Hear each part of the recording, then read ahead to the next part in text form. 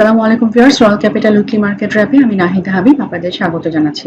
গত সপ্তাহে ঢাকা স্টক এক্সচেঞ্জে বেশিরভাগ সূচক বৃদ্ধি পেয়েছে, কিন্তু কমেছে গড় লেনদেনের পরিমাণ। আপনারা দেখতে পাচ্ছেন ডিএসসি প্রধান সূচক ডিএসসি এক্স 45.40 পয়েন্ট অথবা 0.81% বৃদ্ধি পেয়ে 5,661 পয়েন্ট হয়েছে। ডিএস 30 7.38 পয়েন্ট অথবা 0.37% বৃদ্ধি পেয়ে 2015 পয়েন্ট হয়েছে।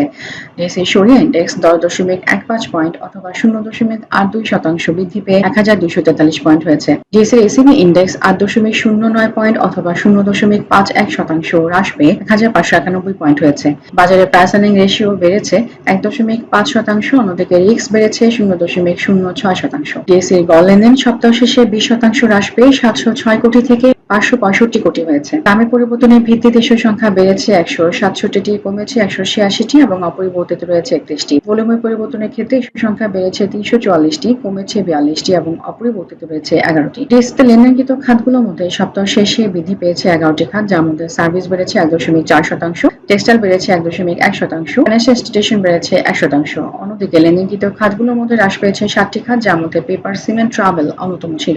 সপ্তাহ শেষে 183 কোটি টাকা লেনদেন করে জনপ্রিয় শেয়ার তালিকায় শীর্ষে উঠে এসেছে এশিয়াটিক ল্যাবরেটরিজ। 149 কোটি টাকা লেনদেন করে দ্বিতীয় শীর্ষ অবস্থানে রয়েছে বেস্ট হোল্ডিং। 141 কোটি টাকা লেনদেন করে তৃতীয় শীর্ষ অবস্থানে রয়েছে লাভেলো। দিকে Saif Powertec, Golden Jubilee Mutual Fund, জিকু বলবেন, ফেক ডিল, ফোনেক্স ফাইন্যান্স, ফার্স্ট মিউচুয়াল ফান্ডের দর সর্বোচ্চ বৃদ্ধি পেয়েছে। অন্যদিকে Uttara Bank, Beacon Pharmaceutical, Khulna Printing and Packaging Limited, Karnaphuli Insurance এবং এশিয়া ইন্স্যুরেন্সের দর সর্বোচ্চ হ্রাস পেয়েছে। দেশের এসিবি বোর্ডে দরবৃদ্ধি তালিকায় রয়েছে BD Paints, Himadri Agro Organica PLC এবং অরিজা এগ্রো। অন্যদিকে সপ্তাহ শেষে দর হ্রাসের তালিকায় রয়েছে এমকে ফুডের, মামুন এগ্রো, কৃষিবিদ সিড এবং মাস্টার এগ্রো। গেল সপ্তাহে এবি ব্যাংক 2% বোনাস এবং ঢাকা ইন্স্যুরেন্স 17% নগদ লভ্যাংশ ঘোষণা করেছে। এই সপ্তাহে Islami Bank, United Finance, Bata Shoe, Beacon Pharmaceutical, Bank Asia, Dhaka Bank, Lafarge Housing Bangladesh Limited, প্যাডবেসি, ইনডেল্টা সহ আরো 25টি কোম্পানি প্রাইস সেনসিটিভ ইনফরমেশন ঘোষণা করা হয়েছে। এই ছিল আমাদের সপ্তাহে উইকলি মার্কেট র্যাপ। আমাদের পুরো রিপোর্টটি পেতে ভিজিট করুন rl.royalcapitalbd.com এই পেজে। আমাদের কার্যক্রম সম্পর্কে আপডেট পেতে ফলো করুন রয়্যাল ক্যাপিটালের ফেসবুক, টুইটার, লিঙ্কডইন এবং পোর্টাল লিংকে।